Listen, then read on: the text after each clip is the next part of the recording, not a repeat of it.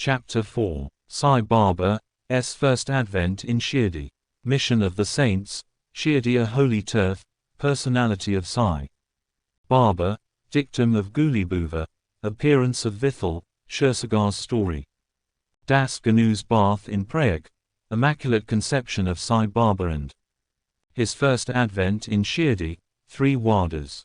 In the last chapter, I described the circumstances which led me to write Sai Satcharitra. Let me now describe the first advent of Sai Baba in Shirdi. Mission of the Saints. Lord Krishna says in Bhagavad Gita, chapter 4, 7-8 that, whenever there is a decay of dharma, righteousness, and an ascendancy of unrighteousness, I manifest myself, and for the protection of the virtue, else, the destruction of the vicious, and for the establishment of righteousness, I manifest myself in age after age. This is the mission of Lord, and the sages and saints, who are his representatives and who appear here at proper times, help in their own way to fulfill that mission.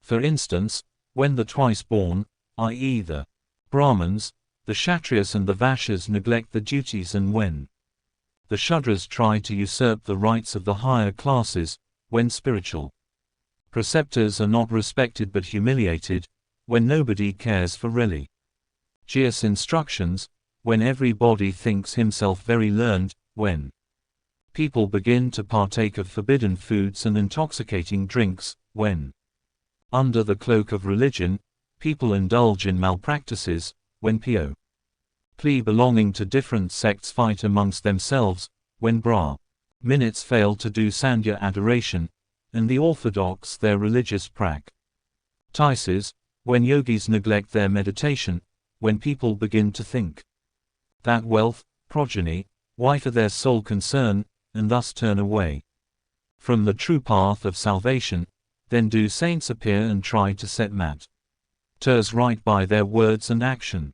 They serve us as beacon lights, and show us the right path, and the right way for us to follow.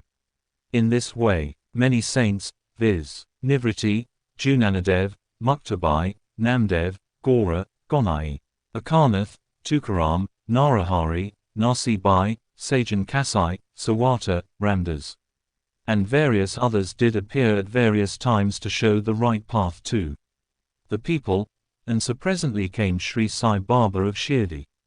Shirdi, a holy turf. The banks of the Godavari River, in the Ahmednagar district, are very fortunate, for they gave birth and refuge to many a saint, prominent amongst them being Jayaneshwar. Shirdi also falls in the Kopargaon Taluka of the Ahmednagar district. After crossing the Godavari River at Kopargaon, one gets the way to Shirdi. When you go 3 kos 9 miles, you come to Nimjain, from whence Shirdi is visible. Shirdi is as F.A. Mouse and well known as other holy places like Gangapur, Narsinwadi, Audumbar on the banks of Krishna River, as the devotee Damaji flower, Ishtin and blessed Mangalveda near Pandharpur as Samarth Ramdas. At Sarjingad, as Shri Narasimha Saraswati at Saraswatiwadi, Sasanath. Flourished at Shirdi and blessed it. Personality of Sai Baba. It is on account of Sai Baba that Shirdi grew into importance. Let us see what sort of a personage Sai Baba was.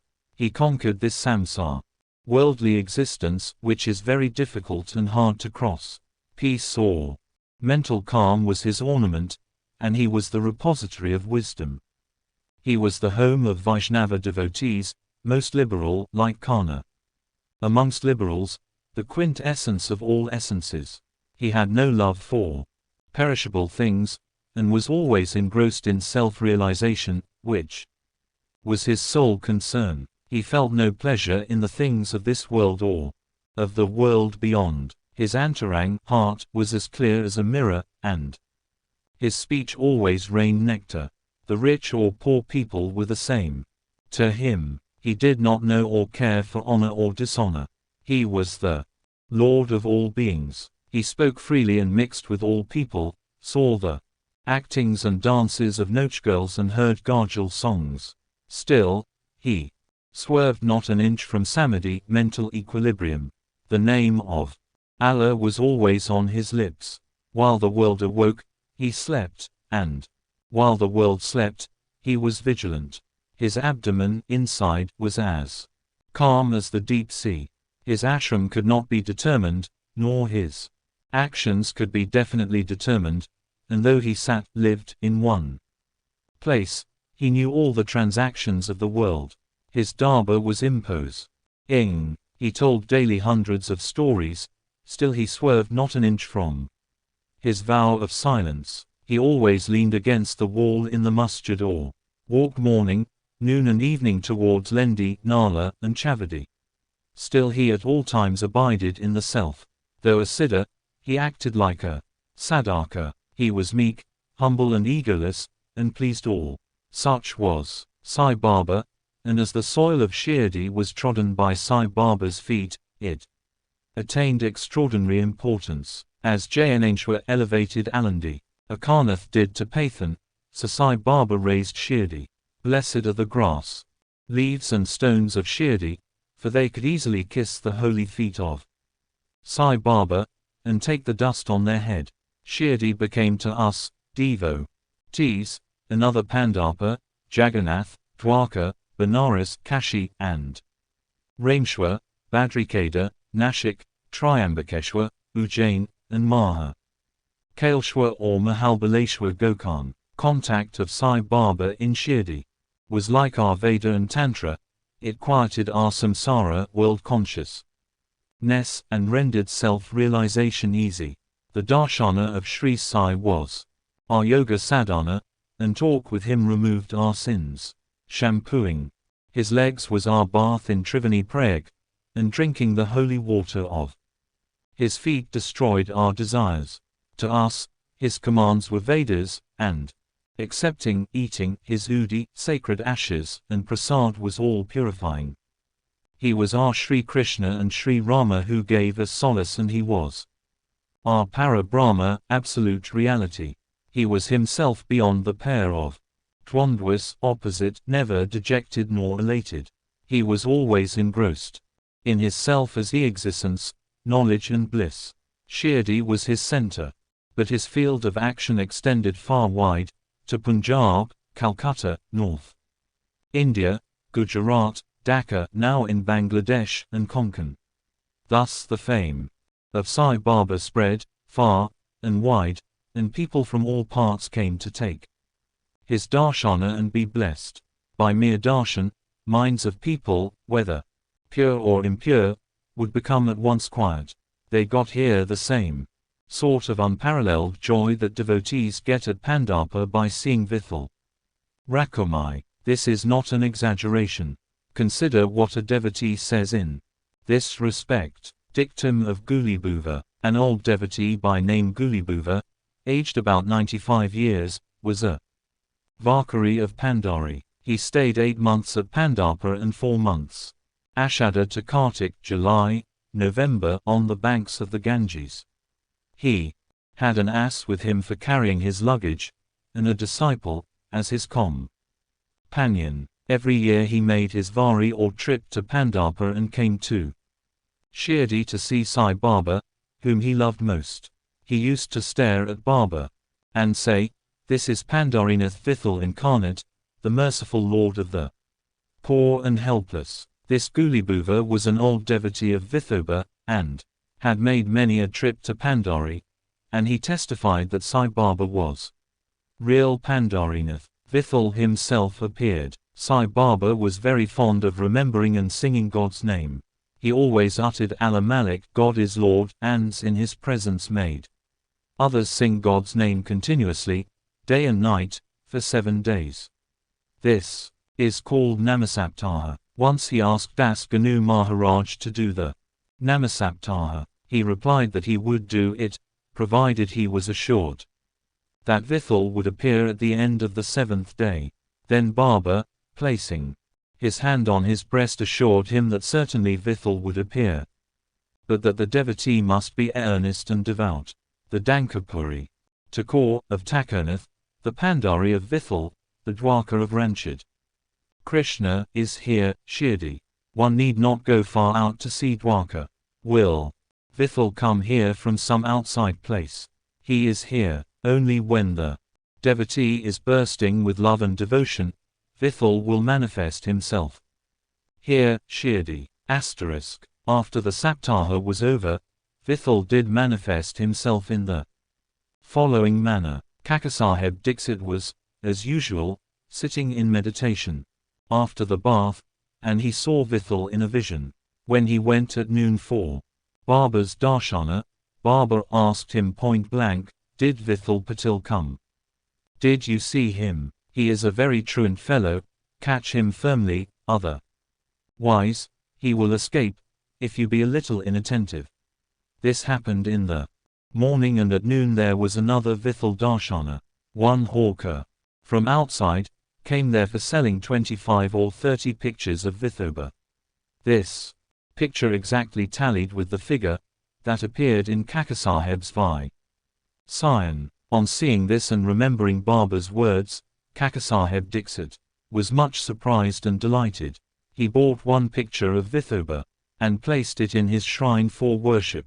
Bhagwantrao Shirsagar's story. How fond was Baba for Vithal worship was illustrated in Bhagwantrao Shirsagar's story. The father of Bhagwantrao was a devotee of Vithoba, and used to make various annual trips to Pandapa. He also had an image of Vithoba at home, which he worshipped. After his death, the son stopped everything, the Vari, the worship and Shraddha ceremony etc. When Bhagwantrao came to Shirdi, Baba, on remembering his father, at once said, "His father was my friend. So I dragged him, the son, here. He never offered Naivedya, offering of food, and so he starved Vithal and me. So I brought him here.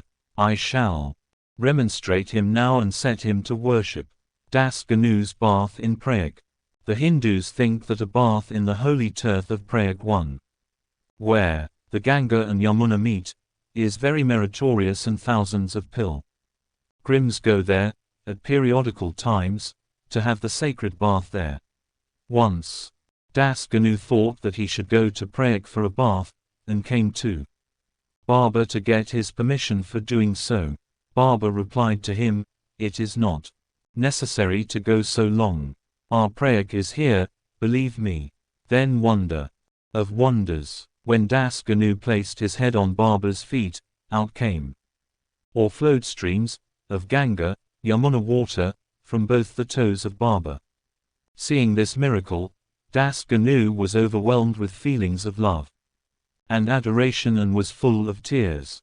Inwardly, he felt inspired, and his speech burst forth into a song in praise of Baba and his Leelas. Immaculate Conception of Sai Baba and his first advent in Shirdi. Nobody knew the parents, birth or birthplace of Sai Baba.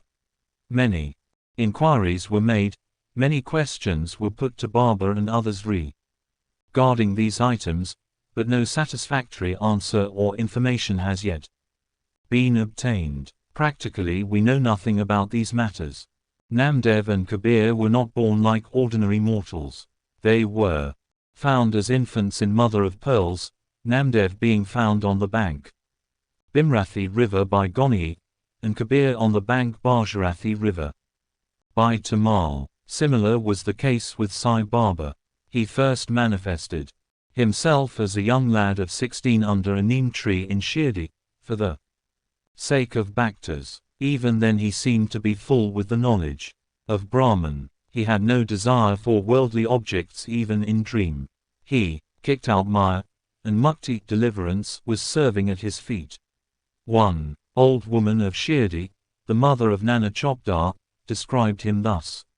This young lad, fair, smart and very handsome, was first seen under the neem tree, seated in an asan.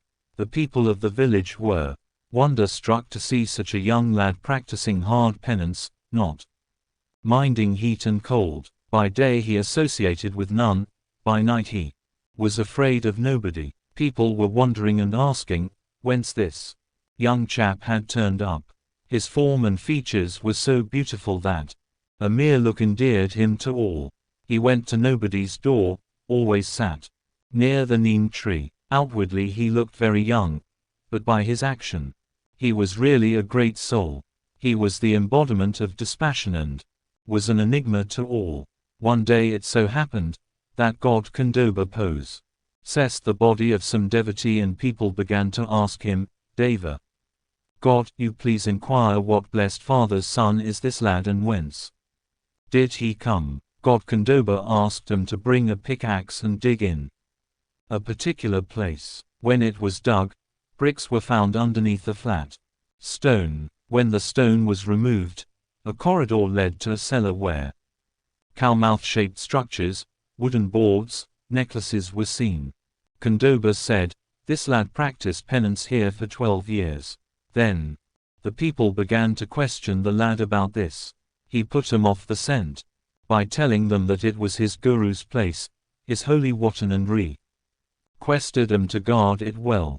The people then closed the corridor as before. As Ashwata and Audumbar trees are held sacred, Baba regarded this neem tree equally sacred and loved it most. Wala Sarpati and other Shirdi devotees regard this site as the resting place, Samadhi Sthana, of Baba's Guru and prostrate before it. 3 Wadas. 1. The site with the neem tree and surrounding space was bought by Mr. Hari Vinayak Saith, and on this site a big building-styled Saith's Wada was erected. This Wada was the sole resting place for pilgrims who flocked there. A platform was built round the neem tree and lofts with steps were constructed. Under the steps, there is a nishfak ing south, and devotees sit on the platform facing north. It is believed that he who burns incense there, on Thursday and Friday evenings will, by God's grace, be happy. This Wada was old and dilapidated, and wanted repairs. The necessary repairs, additions and alterations have been made now by the Sansthan. 2. Then after some years another Wada, Dixit's Wada, was constructed. Kakasaheb Dixit, solicitor of Bombay, had gone to England. He had injured his leg by an accident there. The injury could not be got rid of by any means. Nanasaheb Chandorkar advised him to try Sai Baba. So he saw Sai Baba in 1909 AD, and requested him to cure rather the lameness of his mind than that of his leg. He was so much pleased with the darshana of Sai Baba, that he decided to reside in Shirdi. So he built a wada for himself and other devotees. The foundation of this building was laid on the 10th of December 1910. On this day, 2 other important events took place. 1. Mr. Dada Saheb Kapard was given permission to return home, and 2. The night arti in Chavadi was commenced. The wada was complete and was inhabited on the Rama Navami day in 1911 AD, with due rites and formalities. 3. Then another wada or palatial mansion was put up by the famous millionaire, Mr. Booty, of Nagpur. Lots of money was spent on this building, but all the amount was well utilized, as Sai Baba's body is resting in this wada, which is now called the Samadhi Mandir. The site of this mandir had formerly a garden, which was watered and looked after by Baba. 3 wadas thus sprang up, where there was none formerly. Of these, Saith's wada was most useful to all, in the early days. The story of the garden, attended to by Sai Baba with the help of Vaman Tatya, the temporary absence of Sai Baba from Shirdi, and his coming again to Shirdi with the marriage party of Chand Patil, the company of Devidas, Jankidas and Gangagir, Baba's wrestling match with modern Tamboli, residence in Masjid, love of Mr. Dangale and other devotees, and other incidents will be described in the next chapter. Bo to Shri Sai, peace be to all.